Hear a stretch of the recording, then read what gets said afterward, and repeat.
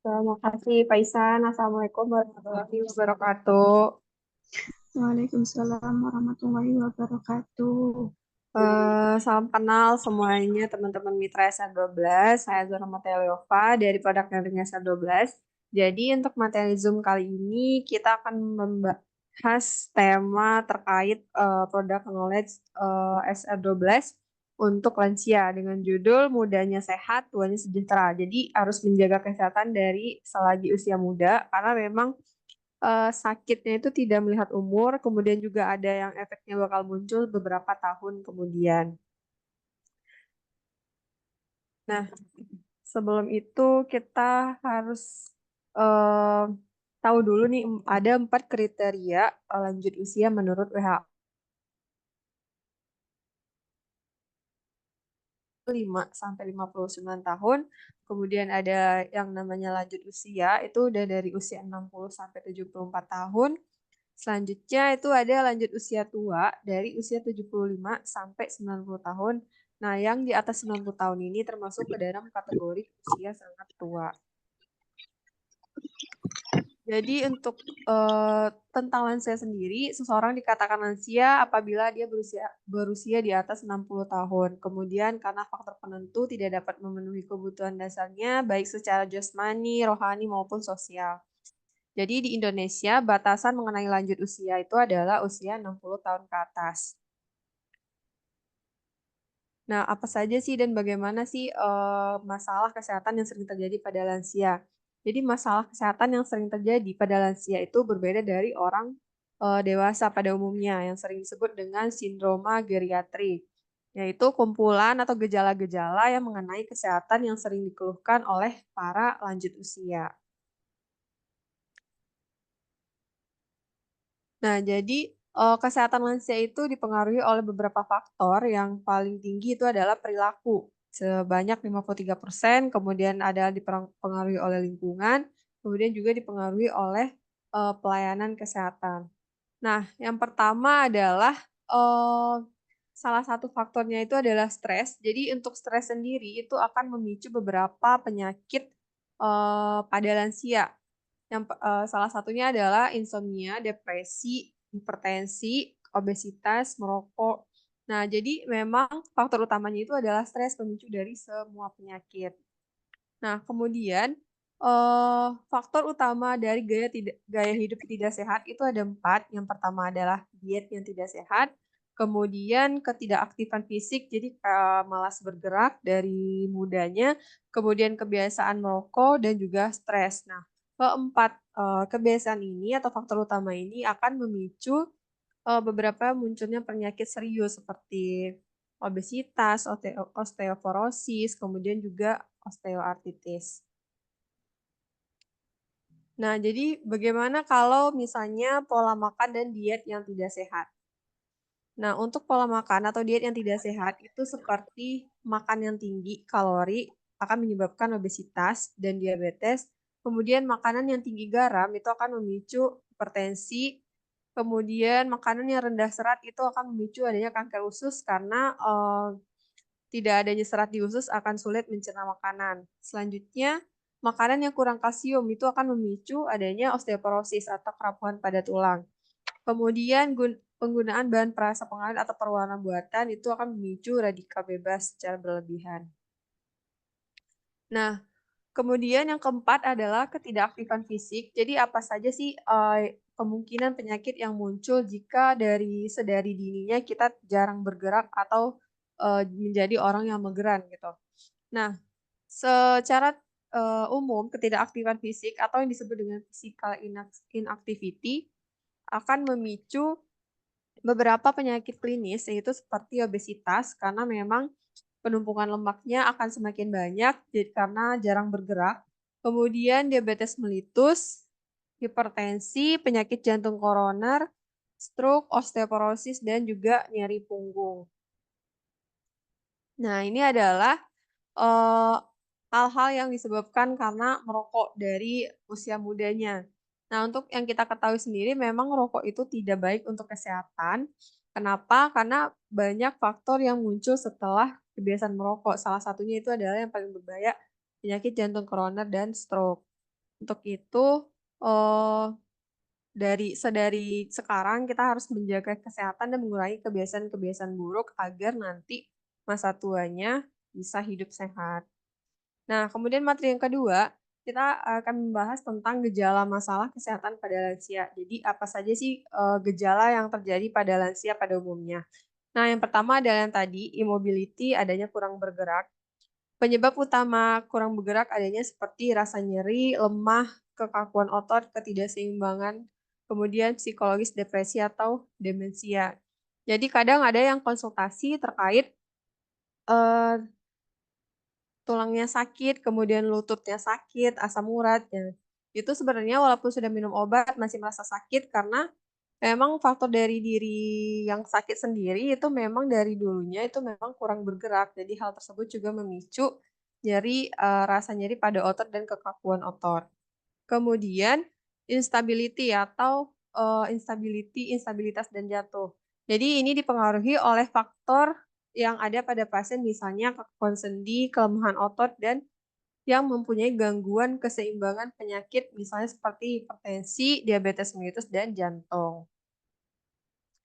Nah, gejala yang selanjutnya itu adalah, eee, buang air besar dan buang air kecilnya, bermasalah, yaitu, jumlah dan frekuensinya menimbulkan masalah sosial atau kesehatan. Artinya, pada lansia itu, akan sering bolak-balik ke kamar mandi, pipis. Jadi seiring bertambahnya usia mungkin yang udah pikun itu pasti akan ditandai dengan, BAB atau BAK, sebelum ke toilet. Nah, selanjutnya adalah demensia dan delirium. Ini adalah mencakup kurangnya kemampuan untuk mengenal atau berpikir atau menyimpan mengingat pengalaman yang lalu. Jadi, secara umum yang kita kenal itu adalah, mulai pikun. Nah, kemudian selanjutnya adalah penyakit infeksi. Jadi faktor selanjutnya, pada usia lanjut, beberapa penyakit sekaligus dapat menurunkan, daya tahan tubuhnya. Dan juga selanjutnya adalah gangguan indera. Jadi untuk gangguan indera ini pada lansia itu biasanya, ditandai dengan mata sudah mulai rabun, kemudian sulit mendengar, dan juga, bermasalah saat berkomunikasi. Kemudian yang selanjutnya adalah malnutrisi. Jadi untuk malnutrisi ini asupan makanannya berkurang sekitar 25% pada usia 40 sampai 70 tahun. Jadi anoreksia ini dipengaruhi oleh faktor psikologis seperti perubahan rasa kecap, pembauan, dan sulit mengunyah. Jadi pada usia lanjut itu akan menurun rasa kecapnya untuk makanan, jadi sehingga nafsu makannya berturun dan berkurangnya asupan makan sekitar 25%. Kemudian yang selanjutnya adalah sembelit. Jadi faktor yang mempengaruhinya adalah kurangnya gerak fisik tadi, kemudian makanan yang kurang mengandung serat, kurang minum, dan akibat obat-obatan tertentu. Materi selanjutnya adalah komplikasi yang sering terjadi pada lansia. Nah, beberapa komplikasi yang sering terjadi pada usia lanjut sebenarnya untuk hipertensi ini, pada umumnya di saat usia 20-an pun sudah ada, cuman kita, saat ini membahas terkait lansia, jadi memang, mayoritasnya lansia itu pasti ada yang hipertensi. Nah, seperti yang kita ketahui untuk hipertensi sendiri itu merupakan, suatu keadaan ketika tekanan darah kita meningkat secara kronis. Jadi yang hal tersebut dapat terjadi karena jantung bekerja lebih keras memompa darah dan memenuhi kebutuhan oksigen dan nutrisi tubuh. Nah, ini adalah kategori tekanan darah, hipertensi itu ada 4 kategori, untuk yang prehipertensi itu 120 sampai 139 dan yang krisis itulah udah lebih dari 180. Jadi untuk teman-teman mitra, kalau misalnya ada yang, konsultasi, dia hipertensi, tapi sebenarnya dia nggak tahu nih itu hipertensinya cuman berdasarkan karena sakit kepala dan pusing. Nah, sebenarnya bisa dikatakan hipertensi adalah setelah tahu, tekanan darahnya. Jadi kalau misalnya ada yang mau konsultasi mengeluhkan hipertensi, usahakan dulu tanyakan, hipertensinya apakah udah ke dokter, tekanan darahnya berapa, karena bisa saja sakit kepala yang ditimbulkannya itu memang mungkin kelelahan. Jadi, agar nanti produk yang kita rekomendasikan juga udah sesuai. Nah, kemudian yang selanjutnya adalah kolesterol. Jadi untuk kolesterol ini juga sama halnya dengan hipertensi, adanya pengecekan kadar kolesterolnya. Jadi untuk kadar kolesterol dalam darah itu dipengaruhi oleh asupan kolesterolnya. Jadi asupan yang baik itu untuk lansia adalah di bawah 300 mg per hari dan untuk jika di atas 300 mg itu dapat meningkatkan kadar kolesterolnya. Untuk itu, maka dari itu diperlukan untuk tadi kontrol pola makan dan banyak makan serat. Kemudian selanjutnya adalah penyakit jantung koroner. Nah, untuk penyakit jantung koroner ini adanya plak, ini yang warna kuning adalah plak atau lemak yang tumbuh di saluran darah, jadi di aliran darah sehingga dia menghambat aliran darah dan memicu kerja jantung untuk berkontraksi lebih keras. Jadi jika plaknya ini sampai menutupi aliran darah itu bisa memicu jantung koroner hingga stroke. Nah, selanjutnya adalah diabetes mellitus atau kita kenal dengan sakit gula. Nah, untuk DM ini sama halnya dengan hipertensi dan kolesterol, dia harus ada faktor ceknya terlebih dahulu, ada pengecekan kadar gula darah yang terlebih dahulu. Jadi memang walaupun dia memang udah didiagnosa diabetes, tapi saat konsultasi dia mengeluhkan mungkin hal-hal lain seperti pusing, mual, muntah, mungkin dikira gulanya tinggi, tapi sebenarnya belum dicek. Nah, baiknya disarankan juga untuk pengecekan rutin gula darah. Kemudian selanjutnya adalah stroke. Nah, untuk stroke ini gangguan fungsi otak yang berkembang pesat dengan gejala klinis terjadi lebih dari 24 jam. Jadi dapat ada faktor kondisi kesehatan lain seperti yang memicu stroke itu seperti hipertensi, penyakit jantung, dan stres. Jadi ini adalah bentuk gambaran jika terjadinya stroke-nya. Ini diawali adanya plak, ini diawali kolesterol, kita sebut dengan adanya kolesterol. Nah, jika plaknya makin banyak, jadi pembuluh darah akan tersumbat. Nah, jika pembuluh darah tersumbat, darah yang ingin mengalir itu akan memaksakan dirinya untuk mengalir ke seluruh tubuh. Jadi yang ada di otak itu kalau misalnya dipaksa-paksa terus, maka dia akan pecah. Jadi itu adalah salah satu pemicu adanya stroke. Nah, selanjutnya penyakit yang sering terjadi pada lansia adalah penyakit ginjal. Jadi ginjal kita ada gagal ginjal dan juga ada batu ginjal. Nah, untuk batu ginjal sendiri itu masih bisa kita ikhtiarkan dengan produk herbal juga untuk membantu meluruskan batu ginjalnya dengan banyak konsumsi air putih. Namun di sini kita bahas terkait dengan gagal ginjal. Nah, untuk gagal ginjal sendiri merupakan rusaknya ginjal melebihi kurun waktu dalam 3 bulan. Jadi abnormalitas dari struktur maupun fungsi ginjalnya. Biasanya yang udah gagal ginjal ini disarankan dokter untuk melakukan cuci darah secara rutin.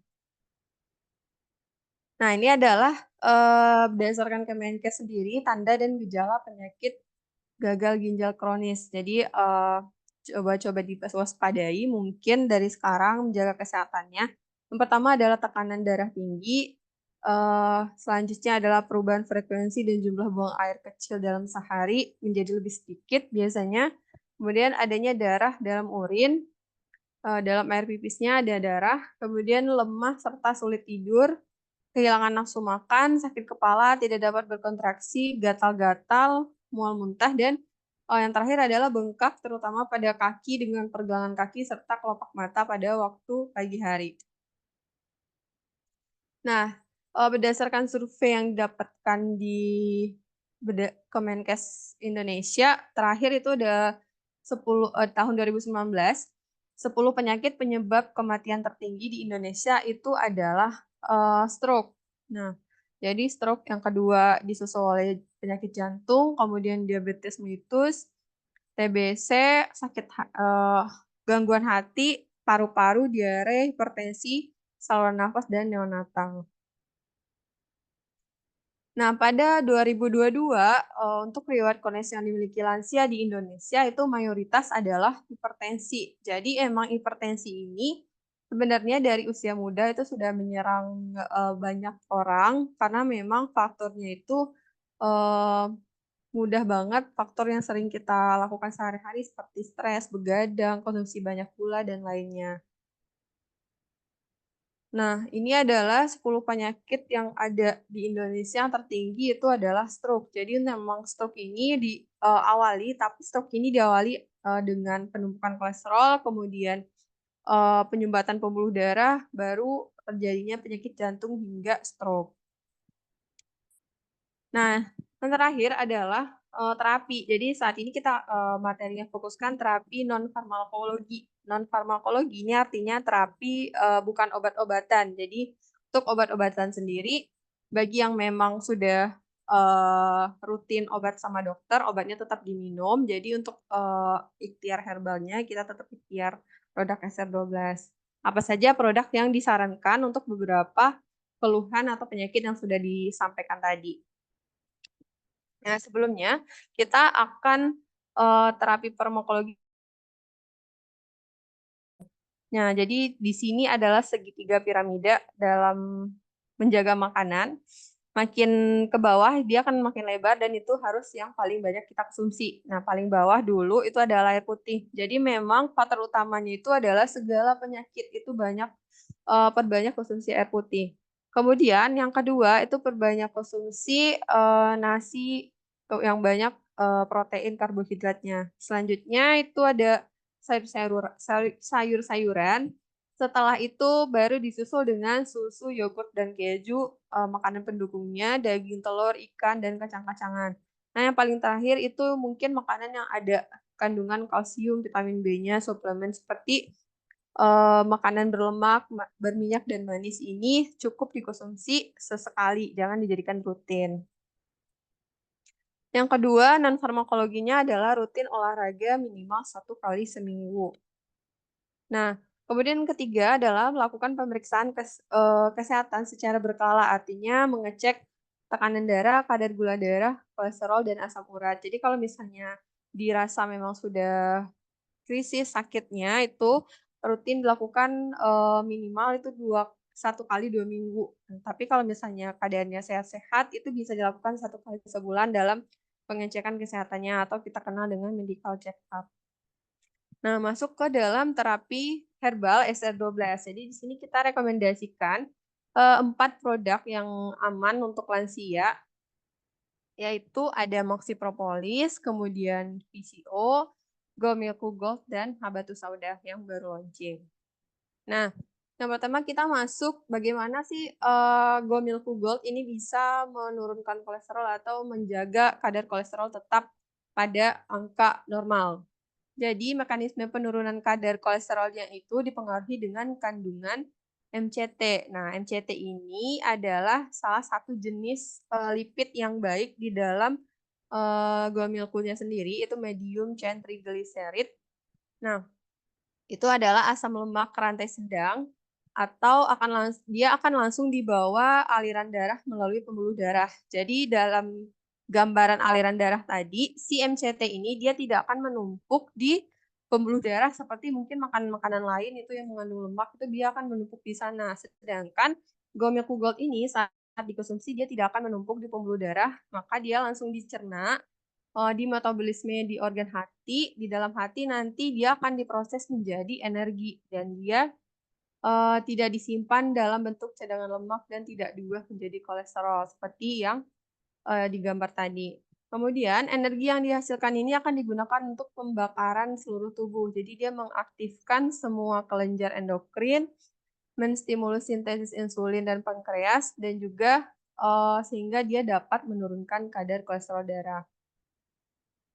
Nah, untuk Gomiko Gold sendiri ini adalah 0% kolesterol. Selanjutnya adalah bagaimana habatus sauda dapat menjaga imunitas tubuh. Nah, jadi di dalam habatus sauda ini adalah kandungan yang namanya timokuinon. Jadi untuk timokuinon ini dapat meningkatkan kekebalan tubuh. Nah, dia memiliki aktivitas imunomodulator melalui uji secara in vivo dengan presentasi 70% sebagai imunostimulan dan 30%-nya sebagai imunosupresan. Kemudian untuk diabetes mellitus, bagaimana VCO dapat membantu menurunkan kadar gula darah? Yang pertama, VCO tidak mengandung gula, kemudian sama halnya dia dengan kerjanya dengan MCT tadi, dia tidak ditumpuk di dalam aliran darah. Kemudian kelarutan MCT di dalam air lebih tinggi sehingga dapat memasuki sistem sirkulasi masuk ke dalam liver. Jadi si VCO ini walaupun yang kita kenal minyak tidak bisa larut dalam air. Nah, ternyata di VCO ini ada yang namanya MCT. Jadi dia mudah larut dalam air. Kandungan lemak yang di VCO itu MCT. Larut dalam air yang ada di dalam tubuh. Jadi dia tidak akan menumpuk di pembuluh darah. Nah, ini adalah salah satu manfaat dari VCO sendiri. Itu bisa menurunkan diabetes, kemudian kolesterol, menurunkan hipertensi, dan stroke. Nah, ini adalah saling berkaitan. Jika gula darah menurun, maka kolesterol akan menurun. Jika kolesterol akan menurun, maka plak yang ada di darah tadi akan semakin berkurang. Nah, jika dia berkurang, aliran darah akan lancar sehingga tekanan darah juga akan menurun dan juga mengurangi adanya kemungkinan stroke. Nah, selanjutnya adalah maksipropolis. Untuk maksipropolis sendiri, dia memiliki kandungan yang namanya caffeic acid phenetyl ester. Dia itu merupakan flavonoid yang memiliki manfaat menurunkan aktivitas radikal hidroksil. Jadi emang maksipropolis ini tinggi antioksidan, dia dapat menghambat yang namanya angiostensin atau ACE enzim itu menjadi nitrit oksida dan merupakan suatu vasodilator yang dapat menurunkan tekanan darah seseorang.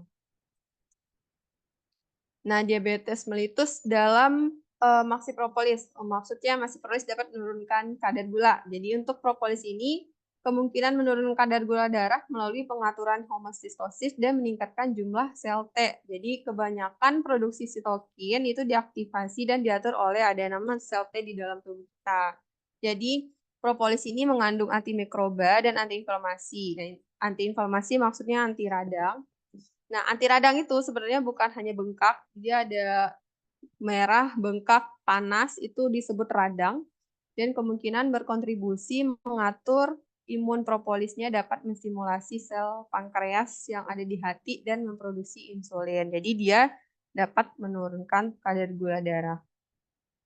Nah, ini adalah gambaran untuk apoprolis sendiri itu bisa kita sarankan semua klinis atau semua penyakit yang sering muncul.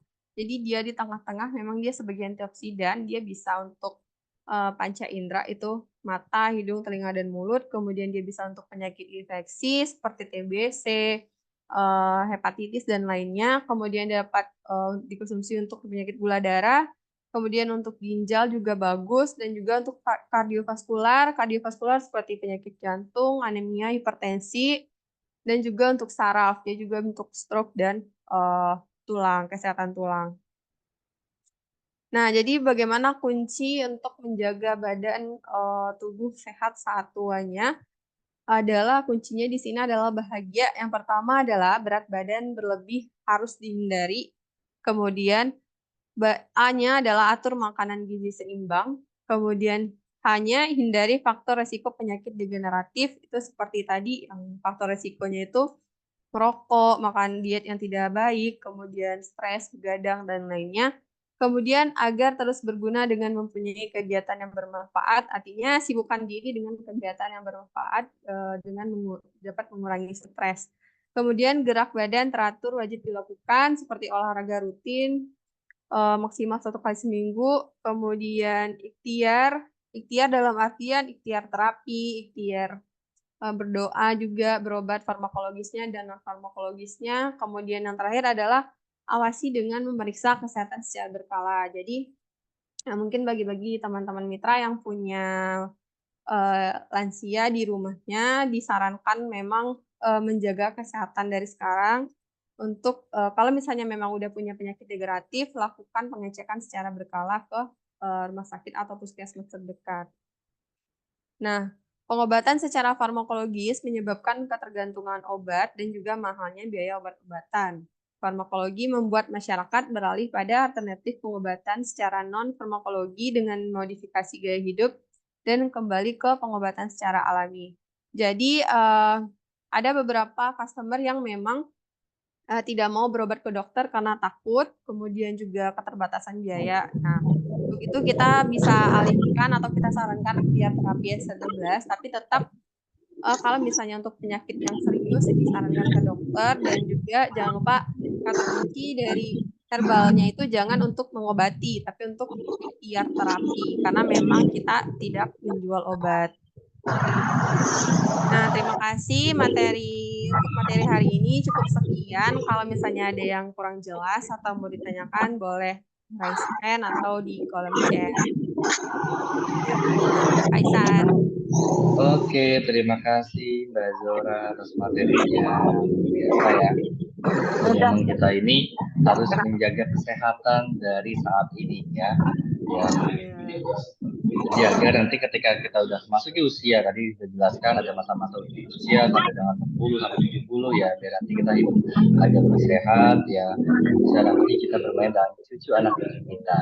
Oke, baiklah teman-teman semuanya, kita buka sesi tanya jawab. Kita akan membuka 3 pertanyaan. Ya, kita akan buka tiga pertanyaan bagi teman-teman yang mau bertanya, boleh silakan untuk raise hand. Nah, ini sudah ada yang raise hand. Nah, kami persilakan kepada Ibu Evi Nusanti untuk memberikan pertanyaannya. Dan juga untuk pertanyaan ini berkaitan dengan materi hari ini ya, tentang muda sehat tua. Silakan Ibu Evi Nusanti, untuk mungkin Mbak Zora slide-nya di off dulu kali ya. Assalamualaikum warahmatullahi wabarakatuh. Selamat sore Bapak Ibu. Mohon maaf off cam ya Pak, soalnya ini sambil anak.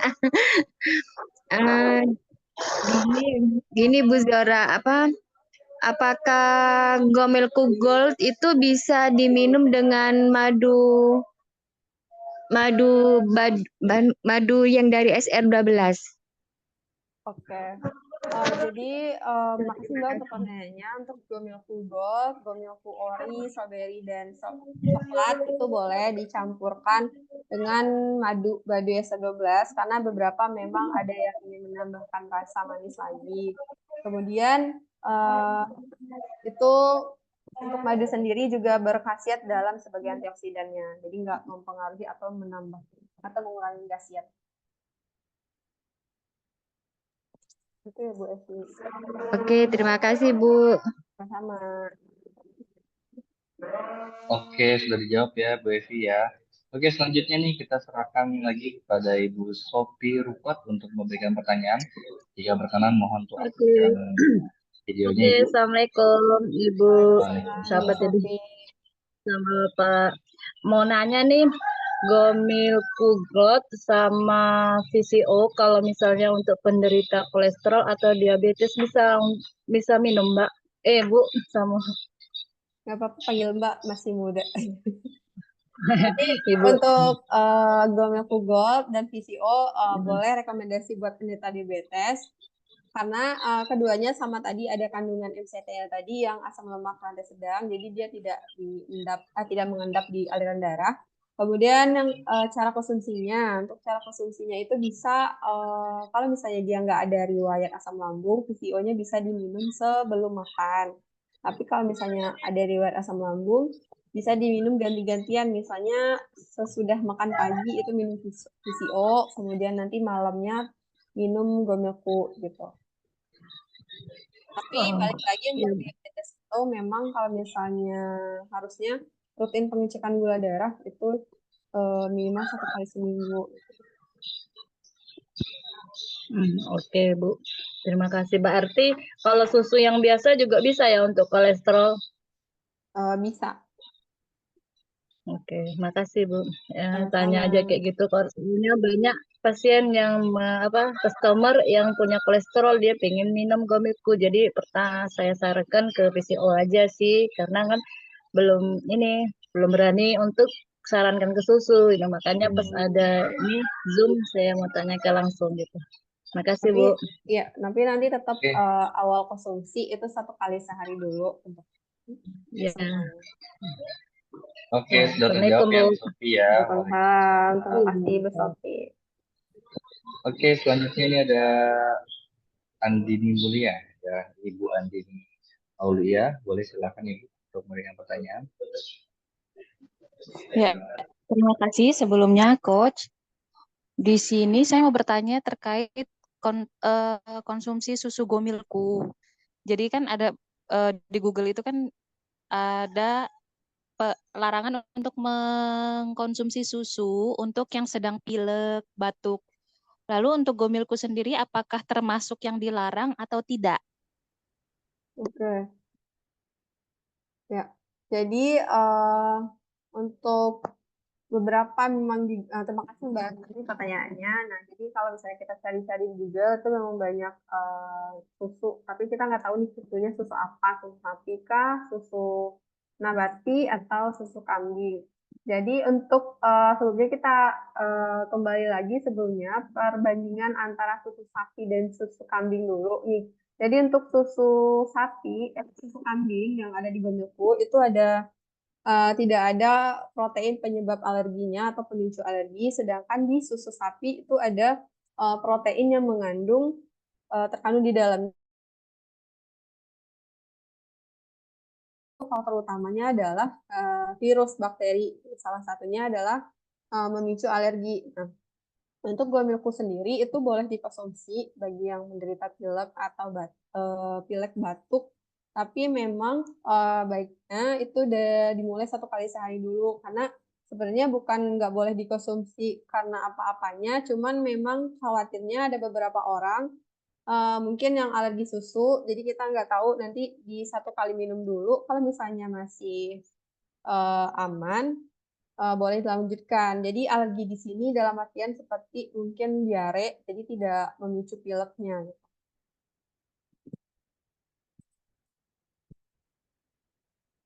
Oke, ya sudah jawab ya Bu ya, Bu Andini.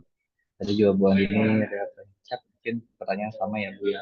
Ada lagi teman-teman yang mau bertanya secara langsung ya, secara nah ini ada Pak Nur, Pak Nur. ya Pak Nur ya. Pak Nur. Silakan Pak Nur untuk memberikan pertanyaan Pak Nur.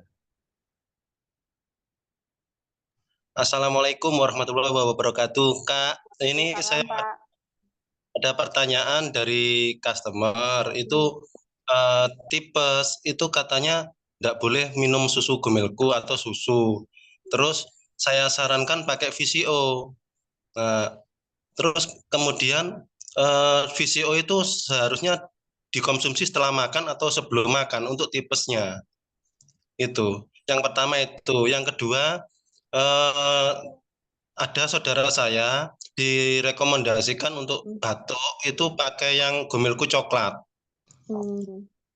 Sedangkan saya pernah dengar kalau coklat itu kurang baik untuk yang penderita batuk. Yang kemudian itu saya tanyakan, loh, beliaunya itu mintanya Gomilku yang coklat, kalau dikasih yang putih tidak mau, mintanya coklat. Terus saya rekomendasikan sekalian dikasih sari kurma, itu boleh enggak? Oke. Itu aja sementara. Ya. Yang pertama tadi Gomilku nggak boleh untuk yang tipe, cara minum VCO untuk yang tipes ya Pak? Nah, untuk VCO untuk yang tipes sendiri, tipes itu kan sebenarnya wajib dirawat di rumah sakit untuk memenuhi cairan tubuhnya. Jadi baik konsumsinya itu baiknya itu setelah keluar dari rumah sakit itu bisa dikonsumsi itu 2 sampai 3 kali sehari setelah makan. Kalau misalnya dewasa itu bisa 1 sendok makan. Kemudian kalau pasiennya masih kecil itu maksimal usia 6 bulan itu dimasukkan ke MPASI-nya atau 1 sendok teh. Jadi sesudah makan. Kemudian yang kedua, untuk yang batuk, minum Gomilku coklat. Sebenarnya untuk batuk sendiri, itu kan mempengaruhi saluran pernafasan. Nah, itu kita memang rekomendasi sebenarnya Gomilku, karena di situ ada kandungan fluorinnya yang baik untuk saluran nafas. Itu biasanya kita rekomendasi juga buat yang sakit TB atau paru. Nah, untuk yang masalah rasa coklat atau orinya, baiknya memang kalau yang batuk itu mengurangi makanan manis gitu. Tapi baik emang kita saranin dulu tuh yang original, Pak. Tapi kalau misalnya dia tetap nggak mau, nggak apa-apa minum yang coklat. Tapi kalau bisa nggak berlebih gitu, 2 kali sehari aja maksimalnya. Oke, terima kasih Kak. Nah, sama Pak. Assalamualaikum. Salah. Udah kayaknya Pak Ihsan. Oke, terima kasih Pak Nurwidya. Ya, Pak Nurwidya ini Namanya selalu Pak terlihat Nur nih ya. Widya. Iya, selalu terlihat kalau di Zoom nih. Ya, jadi pakai akun istri ya. Tapi Oh, aktif nih suaminya, kalau luar biasa itu sama support ya. Asli. Itu namanya Nurwidya itu asli namanya. Oh, nama asli Bapak? Nah, nama saya oh, memang ya. Oh, Masya Allah. Saya kira nama kira istri itu. istrinya. Iya, soalnya kadang-kadang secara on frame itu sama istrinya bareng. Masya Allah, luar biasa ya. Jadi panggilnya Pak Nur apa Pak Nur ya? Pak Panggilnya Pak Wid. Nur ya? Pak Wid. Oh. Oke ya. Oke, baiklah. Oke, ini kayaknya ada satu lagi mau bertanya nih, Bu Bazura. Boleh kita satu kali lagi nih pertanyaan terakhir dari Bogor ya. Sekaligus menutup pertanyaan yang lain yang mau dari yang lain. Ya. Oke, silakan. Assalamualaikum warahmatullahi wabarakatuh. Waalaikumsalam warahmatullahi wabarakatuh, Mbak. Mohon maaf, Kak Azora. Kemui di unmute dulu, Mbak. Silakan Ibu, mohon Halo. audionya Iya. dinonaktifkan. Oke, silakan Ibu. Suaranya kedengeran? Udah. Boleh kedengaran Bu, ya sebutkan nama, mitra, dan dari mana Bu? Suara Kak Azora nggak ada. Oke. Kedengaran suaranya Kak Azora ya? Kedengaran. Oh iya, alhamdulillah. Mohon maaf saya off cam untuk pertanyaannya, nggak apa-apa ya? Ya. Nah, ini kebetulan hari ini ada customer dengan kondisi riwayat sakit campak ya. Mungkin beliau baru kondisi minum konsumsi paracetamol ya. Saya menyarankan kepada beliau itu karena kan campak itu kan serangan virus ya, Kak Iya. Azora ya. Jadi kita kan saya berpikir untuk menaikkan imun boosternya, saya menawarkan Gomilku ditambahkan propolis. Kemudian kan ada getah bening yang terserang itu sehingga muncul kayak seperti jerawat ya, breakout gitu ya. Nah, itu kan mungkin saya sarankan ke minyak oil bulus. Itu kira-kira rekomendasi dari saya itu untuk produk SR12 untuk mereka yang penderita campak itu sebenarnya sudah tepat atau belum ya? Oh, jadi untuk yang dikonsumsi udah tepat, Mbak. Tapi untuk kalau memang mau naikin imun itu sekarang boleh juga ditambahin sama habatus sauda. Kemudian Oh yang gitu. untuk yang kelenjar yang kayak jerawat itu, kalau misalnya dia masih basah atau kalau masih basah kan ada yang masih basah. Itu jangan dikasih bulus dulu, nanti kalau udah kering baru. Kalau masih basah kasih tisu aja. Kasih VCO. Ya. Oke, oh gitu ya. Jadi untuk yang gentah bening yang terserang itu oleh virus, jadi istilahnya dibiarkan dulu aja, nunggu nanti dia proses kalau sudah mengering, baru nanti disarankan kasih minyak oil bulus atau sebelumnya kita kasih sarankan VCO gitu ya. Iya, boleh. Kalau misalnya kondisi basah dikasih minyak bulus itu kira-kira reaksinya seperti apa ya? Kalau misalnya sudah ada pengalaman gitu. Kalau yang masih basah, luka ataupun yang lainnya masih basah itu biasanya perih, Mbak. Jadi perih terus dia juga memicu iritasi lagi kayak kemerahan. Oh gitu kulit ya. terbakar. Jadi tunggu pas kering. Oke, ya mungkin segitu ya. Tapi itu sarannya mungkin ditambahkan habat sauda ya. Kalau misalnya Gomilku sama propolisnya. Untuk konsumsinya, adik-adik jangan. Kalau konsumsinya ini selang minum Gomilku sama propolisnya bersamaan nggak masalah ya? Kalau Gomilku sama propolisnya nggak apa-apa bersamaan. Kalau misalnya habatus saudanya mungkin dijarakin 15 menit karena ini kan oil. Oil ya. Iya. Ya. Ya mungkin itu aja Kak Azora. Terima kasih atas ini pencerahannya ya. Sama-sama, Mbak. Ya, terima kasih banyak. Semoga sehat selalu semuanya. Sehat-sehat. Oke, Assalamualaikum warahmatullahi wabarakatuh. Waalaikumsalam warahmatullahi wabarakatuh. Waalaikumsalam warahmatullahi wabarakatuh. Sehat selalu juga untuk ibu semuanya dan juga teman-teman semuanya. Semoga dalam keadaan ya, sehingga kita dapat bertemu lagi dalam Zoom yang akan datang. Dan jangan lupa ya, untuk mohon untuk diisi absensinya ya untuk evaluasi dari kita. Dan juga teman-teman jangan lupa besok hari Jumat kita akan ada Zoom, yaitu adalah success story atau mungkin kisah sukses dari seorang distributor yang tadi sudah menjadi distributor, ya turun jadi agen, dia naik lagi jadi distributor, turun lagi jadi agen, dia sekarang menjadi distributor kembali. Jadi semangatnya luar biasa. Besok jam 2 siang jangan lupa saksikan ya, nanti flyer juga akan menyusul dan informasi akan jelas. Baiklah teman-teman semuanya, pertanyaan tadi menutup kita pada Zoom hari ini. Semoga kita semua dalam keadaan sehat walafiat dan kami ucapkan terima kasih kepada Mbak Zora atas materi yang Terima kasih luar Pak biasa Ihsan, terima kasih sehingga membuat semuanya. kita menambah pengetahuan untuk kita ya bisa terapkan pada pelanggan kita, pada konsumen kita. Baik, dan juga bagi teman-teman yang mungkin ada bertanya tapi belum sempat, nanti bisa tanyakan langsung ke leadernya, nanti biar leadernya bertanyakan ke Mbak Zora atau mungkin langsung ke Mbak Citra. Baiklah, kita tutup Zoom kita pada hari ini dan mengucapkan hamdalah. Alhamdulillahirrahmanirrahim. Ya, saya Ihsan Fajri. Mohon undur diri. Wassalamualaikum warahmatullahi wabarakatuh. Waalaikumsalam warahmatullahi wabarakatuh. Assalamualaikum warahmatullahi wabarakatuh.